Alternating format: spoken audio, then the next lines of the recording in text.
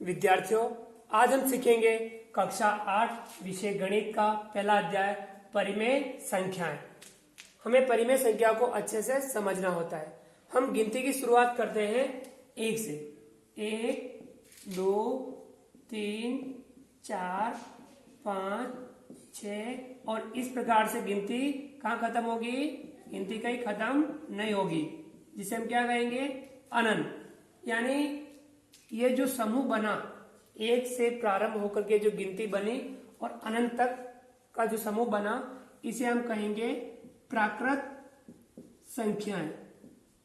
क्या कहेंगे? प्राकृत संख्याएं। अब इन प्राकृत संख्याओं के समूह में हम अगर शून्य अर्थात 0 शामिल कर दें, जैसे 0 1 2 3 4 5 और ये अनंत। अब जो समूह बना हमारे पास, इसमें 0 और शामिल हो गया है। प्राकृत संख्याओं में 0 शामिल कर दिया। अब इसे कहेंगे हम पूर्ण संख्याएं। इस समूह का नाम क्या हो गया? पूर्ण संख्याएं। अब इन पूर्ण संख्याओं के अंदर ये जो धनात्मक जो गिनती है, इसका अगर ऋणात्मक रूप भी हम शामिल कर दें, जैसे कि 1 2 3 और इस प्रकार से ये अनंत। अब ये धनात्मक रूप था, इधर हम ऋणात्मक -1 -2 -3 और अब इधर भी क्या हो जाएगा? अनंत। ये अब समूह जो बना, इस समूह का नाम हो जाएगा पूर्णांक। क्या नाम हो गया? पूर्णांक। जिसमें ये आपके हैं धनात्मक पूर्णांक और ये इधर वाले क्या हैं? ऋणात्मक पूर्णांक। 0 ना तो धनात्मक है और ना ही ऋणात्मक, तो हमें ध्यान रखना है कि इस तरफ धनात्मक पूर्णांक और इस तरफ ऋणात्मक पूर्णांक चलते हैं। धनात्मक पूर्णांक भी अनंत तक चलेंगे और ऋणात्मक पूर्णांक भी अनंत तक चलेंगे। अब इस समूह को अगर हम थोड़ा व्यापक रूप और दें, तो अब हम आगे बढ़ेंगे परिमेय संख्याएं। क्या समझेंगे अब अपन परिमेय संख्याएं समझेंगे। अब परिमेय संख्याओं में थोड़ी एक हम उसकी डेफिनेशन दे देते हैं, परिभाषा दे देते हैं। संख्या जिसे P बटा Q के रूप में लिख सकें, अर्थात व्यक्त कर सकें, जहां P और Q पूर्णांक हो तथा Q बराबर 0 नहीं हो। Q बराबर 0 नहीं हो, उसे हम क्या कहेंगे? परिमेय संख्या कहते हैं। अगर हम किसी भी संख्या को P बटा Q के रूप में लिख सके या व्यक्त कर सके, जहां P और Q दोनों इनमें से पूर्णांक 0 1 ये धनात्मक वाले ऋणात्मक वाले, इनमें से P और Q यानी अंश और हर दोनों इनमें से होने चाहिए और Q बराबर 0 नहीं होना चाहिए, तब हम उसे क्या कह सकते हैं? परिमेय संख्या कह सकते हैं। जैसे कि ये सारी संख्याएं परिमेय संख्या है। अब 3 ले लेते हैं हम। 3, क्या हम 3 को बटे में लिख सकते हैं? जी हाँ, 3 बटा 1, जहां P और Q यानी ऊपर वाला और नीचे वाला दोनों पूर्णांक में से होना चाहिए। इधर 3 भी आपके पूर्णांक में से है और 1 भी पूर्णांक में से है और नीचे वाला 0 तो नहीं है, अर्थात 3 आपकी क्या हो गई? परिमेय संख्या 0। जीरो को भी अपन लिख सकते हैं 0/1, ये दोनों पूर्णांक में से ही है और नीचे जीरो तो नहीं है, नीचे जीरो नहीं होना चाहिए, यानी क्यू वाला जीरो नहीं होना चाहिए। जैसे कि -7/11, 3/8, 2/-7, ये जो सभी संख्याएं हैं, इस प्रकार की जो संख्याएं होती हैं जिन्हें हम p/q में लिख सके, जहां p और q पूर्णांक हो और q बराबर 0 नहीं हो, वह परिमेय संख्या कहलाती है। तो ये अच्छे से समझ लिया। अब हम इस अध्याय में आगे की तरफ बढ़ते हैं। इसके कुछ जो उदाहरण दे रखे हैं इनको अपन समझते हैं। बिठा दूं इसको मैं, ये इनको आप अच्छे से याद रखिए, समझिए और इनसे जुड़े हुए सवालों को हम आगे अपन करेंगे। आपके जो किताब में एग्जाम्पल नंबर पहला जो दे रखा है, उदाहरण नंबर पहला, ये इसमें दे रखा है -4/3 और 2/5 को जोड़िए। हमें क्या करना है, -4/3 और 2/5 को जोड़ना है। -4/3 लिख दिया और ये इधर 2/5 लिख दिया। इनको हमें क्या करना है, जोड़ना है, तो जोड़ का चिन्ह लगा दिया।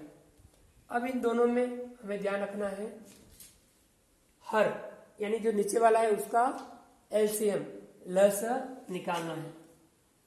3 और 5 का लसअ कितना आएगा, 15 लसअ आ गया। अब हमें 3 का भाग 15 में देना है, कितनी बार जा रहा है, 3 पंजे 15, 5 बार भाग जा रहा है। 5 का गुणा 4 से करना, 5 चौक 20, ये माइनस में हो जाएगा। 5 का भाग 15 में देना है, ये पहले आप जोड़ का चिन्ह लगा दो। 5 का भाग 15 में कितनी बार जा रहा है, 3 बार। 3 का गुणा 2 से करो, 3 दूनी 6, अभी आपके 6 आ गया। अब यहां हमें ये समझना है कि ये माइनस का 20 है और प्लस का 6 है। अब इनकी जोड़ हम कैसे करें, तो यहां हमें ये अधिक है, इनमें से ये 6 चले जाएंगे, क्योंकि अगर दो चिन्ह समान हो, अगर उनकी जोड़ करनी है तो वो आपस में जुड़ जाएंगे, और असमान हो तब हमें क्या करना है, जो अधिक दिख रहा हो, कितना अधिक है वो हमें लिखना है। तो 20 में से 6 घटा देंगे तो कितने हो जाएंगे, आपके पास बचेंगे 14, और 14 किसके बच रहे हैं, माइनस के, क्योंकि माइनस के 14 अधिक है, और बटे में आपके कितना आ जाएगा, 15। ये इसका आपका आंसर हो जाएगा -14/15। इस प्रकार से हम जोड़ कर सकते हैं।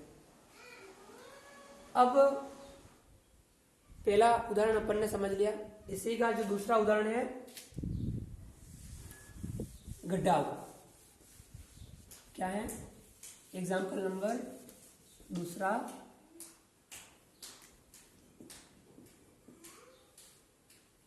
5/8 में से -7/8 घटाइए। 5/8 में से -7/8 घटाना है, तो हमें 5/8 लिखा, घटाना है तो माइनस का चिन्ह लगाएंगे, और ये संख्या -7/8 अपन ने लिख दी।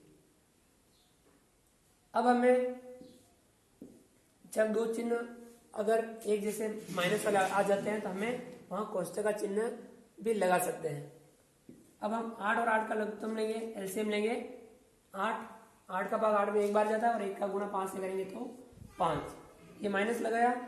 अब 8 का भाग एक बार गया और इसका 1 गुणा अपन इससे किया, तो माइनस का कितना आ जाएगा, 7, लिख लिया। अब हम आगे बढ़ेंगे, 5 का 5 लिख दिया। अगर कोष्ठक के बाहर माइनस का चिन्ह हो तो अंदर वाले का चिन्ह बदल के लिखते हैं, यानी क्या हो जाएगा, प्लस का 7 और बटा 8। अब आपके पास ये भी प्लस का ये भी प्लस का है, तब क्या करना है, मैंने बताया आपको कि अगर चिन्ह समान हो तो उनकी जोड़ करनी है तो उनको आपस में जोड़ लेना है। 7 5 कितना हो जाएगा, 12 बटा 8। आपकी ये क्या हो जाएगा, इसका आंसर 12 बटा 8 हो जाएगा। एग्जाम्पल इसका तीसरा है आपके -5 बटा 4 में से -3 बटा 8 घटाइए। क्या करना है, -5 बटा 4 में से घटाना है तो माइनस का चिन्ह लगाया, -3 बटा 8। अब हम क्या करेंगे, 4 और 8 का एलसीएम लेंगे। 8 4 का भाग 8 में कितनी बार जा रहा है, 2 बार, 2 का गुणा 5 से करेंगे, 5 दूनी 10, वो माइनस का आ जाएगा। ये माइनस लगाया, 8 का एक बार गया और 1 का गुणा -3 से किया तो -3। कोष्टक के बाहर यदि माइनस का चिन्ह हो तो हमें क्या करना है, अंदर वाले का चिन्ह बदल के कोष्टक हटाना है।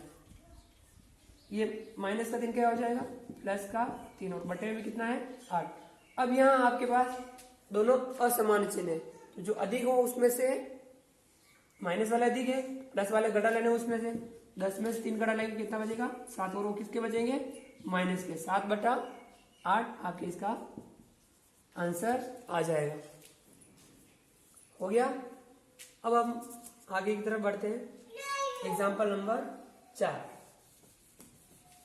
कौन सा एग्जाम्पल, एग्जाम्पल 4 जो आपकी किताब में है, उन्हीं एग्जाम्पल को हम समझ रहे हैं और इसका अभ्यास आप कर सकते हो।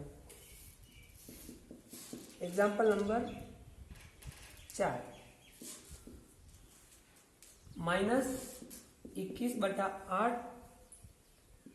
भाग का चिन्ह है 8 बटा 3। -21 बटा 8 भाजक 8 बटा 3। हमें क्या करना है, -21 बटा 8 इसको लिख दिया। यहाँ अगर भाग का चिन्ह है तो भाग को हमें किसमें बदलना है, इनटू में, और पीछे वाली संख्या को उलटना है, यानी 3 बटा 8 हो जाएगा। कितना हो जाएगा, 3 बटा 8 हो जाएगा। अब हमें ये दोनों अंश वाले हैं और ये दोनों हर वाले हैं। अगर कोई कट रहा हो तो काट लेना है, नहीं कट रहा हो तो अंश का अंश से गुणा करना है और हर का हर से गुणा करना है। 21 का 3 से गुणा करेंगे, कितना आ रहा है 63। और चिन्ह कौन सा आएगा, 2 अगर समान चिन्हों का गुणा हो तो प्लस आता है, और 2 असमान चिन्हों का गुणा हो तो वहां आपके माइनस आता है। और 8 का गुणा 8 से करेंगे, 8 पे उठानी 64, तो -63 बटा 64 इसका आंसर आ जाएगा। अब आगे एग्जाम्पल नंबर 5, 2 और 3 के मध्य की परिमेय संख्या। 2 और 3 के मध्य की परिमेय संख्या लिखिए। 2 और 3 के मध्य की आपको परिमेय संख्या लिखनी है। तो हमें क्या करना है, 2 अगर संख्याओं के बीच की संख्या ज्ञात करनी है तो दोनों संख्याओं को जोड़ करके 2 का भाग दे देना है। तो 2 + 3 बटा 2, दोनों को जोड़ लिया और बटे में कितना लिख दिया 2। 3 और 2 कितना हो गया 5, 5 बटा 2। ये 2 और 3 के मध्य की परिमेय संख्या हो गई। अतः 2 और 3 के मध्य की परिमेय संख्या बराबर कौन सी है, 5 बटा 2, और ये इसका हो जाएगा आंसर 5 बटा 2। अब हम आगे बढ़ते हैं एग्जाम्पल नंबर 6।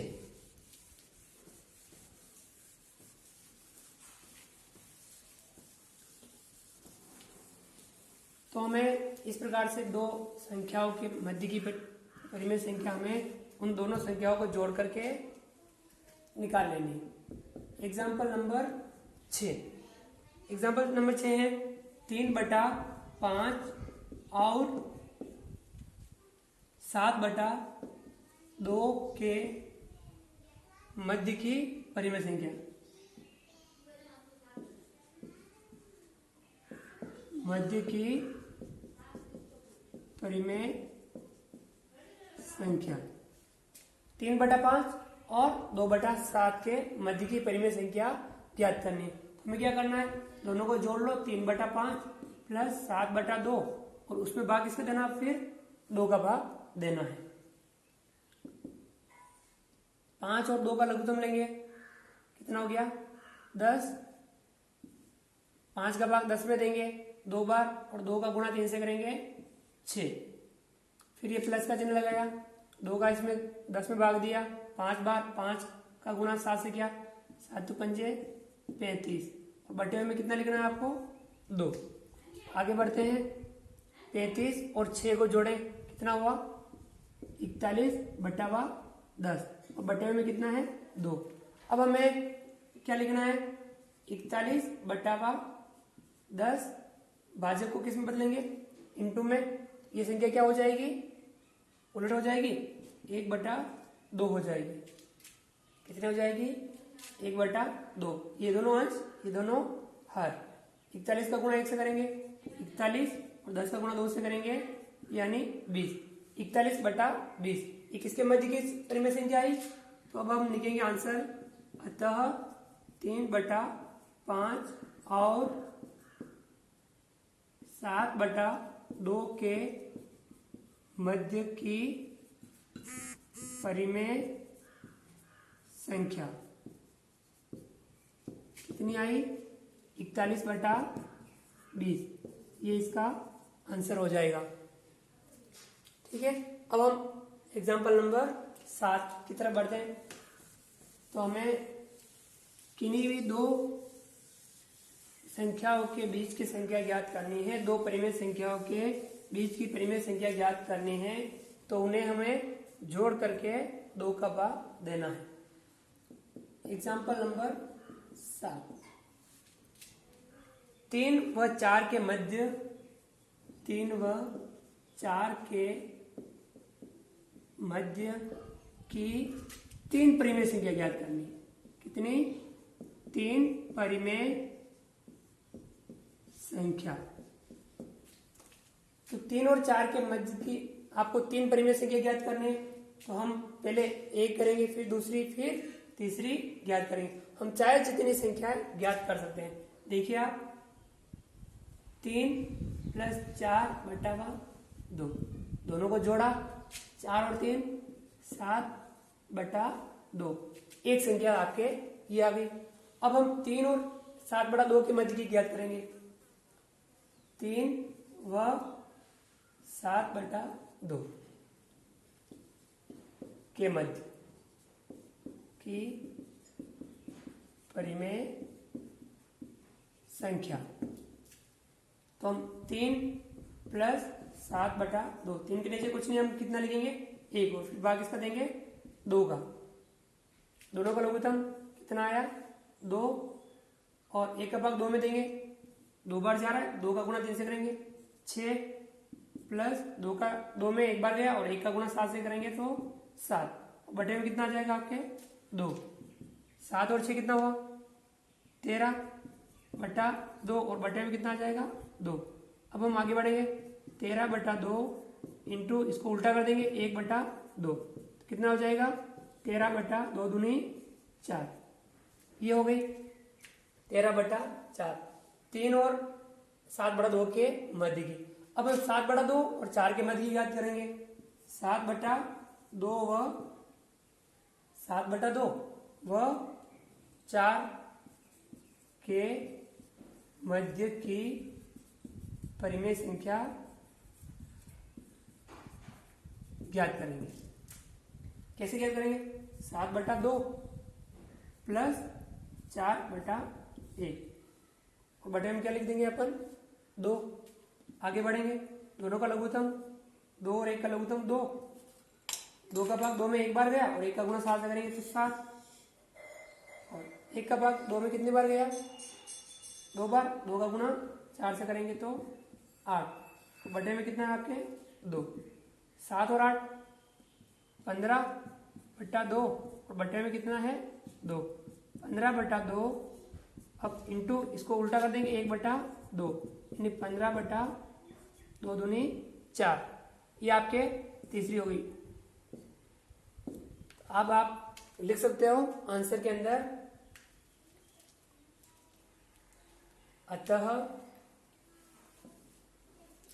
अतः 3 व 4 के मध्य की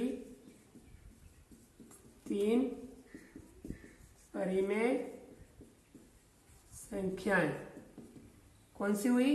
पहली है 7/2 और दूसरी कौन सी हुई 13/4 और तीसरी कौन सी हुई 15/4। ये आपके क्या हो जाएंगे?